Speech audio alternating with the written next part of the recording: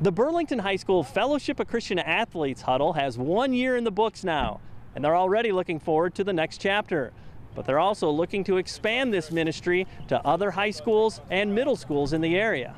Really, the relationship part has been the biggest thing, because there are a lot of kids that I don't see normally during the school day, and the majority right now have been our high school girl athletes. We've had some of our guy athletes in, but that's been fun. But really, to me, to get the idea and the focus that it's not about the wins and losses in a game. It's not about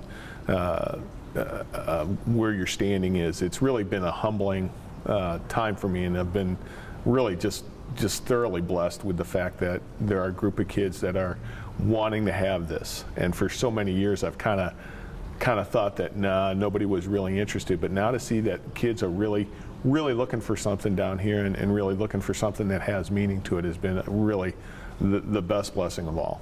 It really keeps me strong. Like sometimes I just want to break down because it's so stressful, but then I know that I always have Christ to lean back on, and He'll always be there for me, even when people aren't. Mm-hmm. Tell me what some of the meetings are like, too. I mean, was it uncomfortable at first or awkward, and then people kind of got it? You know, it's just like, we got your back, you know, we're here for you, and the adults really do care about that. Kind of was awkward at first. We're just like, but then, like, we got some food, and we just like kind of got to know each other. Mm-hmm. How great have the materials been too? I mean, how effective do you think those Bible studies are, and some of the lessons that you do? I really think they are pretty effective. A lot of them, like, it really hits home. When I first got into it, you know, I really didn't know what to expect, but once I got into it, and I realized how strong my faith means to me through cross country and through track and through school. I mean, it's one of the biggest things in my life. One, it's a great group of people, and you're not going to meet anybody much better than the people who are in it now. And two, it's a really great way to stay focused on what's important in life.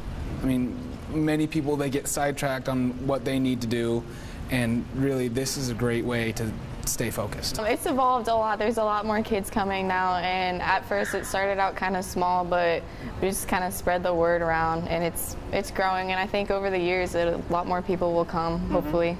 Tell me how it's enriched your life too. Have you found yourself to be in God's Word a little bit more, or using those lessons and more stuff too? Yeah, I think once we, like, while we're doing the Bible studies and stuff, it's like helped us, like, through our sports, and like take it on the field and off the field with us.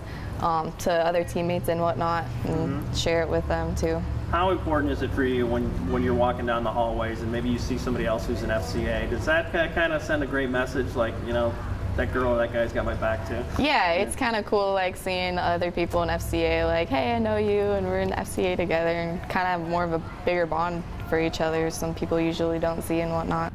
One of the keys to a successful FCA huddle is having committed volunteers. FCA is a ministry of excellence, and it may seem like a daunting task to start and maintain a huddle, but honestly, the blessings quickly come in.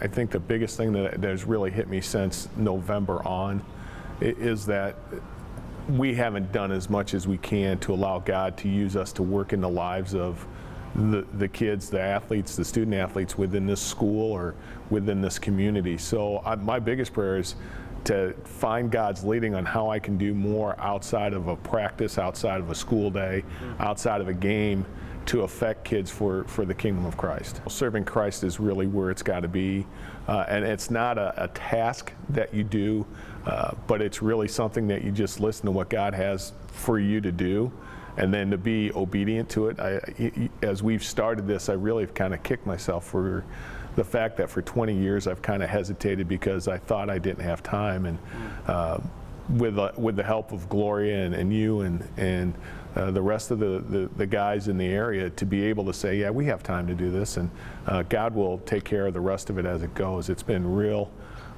humbling for me there.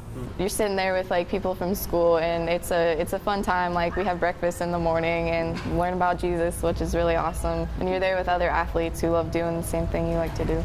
So, how important has your relationship been with some of those leaders too, the adult leaders? You know, and the fact that there's other adults out there that might be equipped and ready to lead at another school, what would be your encouragement to them to say, go for it? You know? Yeah, I'd say definitely go for it. Like, you get to know like the students and athletes better, and it's cool like doing like the Bible studies with them and getting to know them more and seeing how their faith is like growing in them, not just like, because everybody needs like growing in faith, and it's cool to see adults that are doing that too.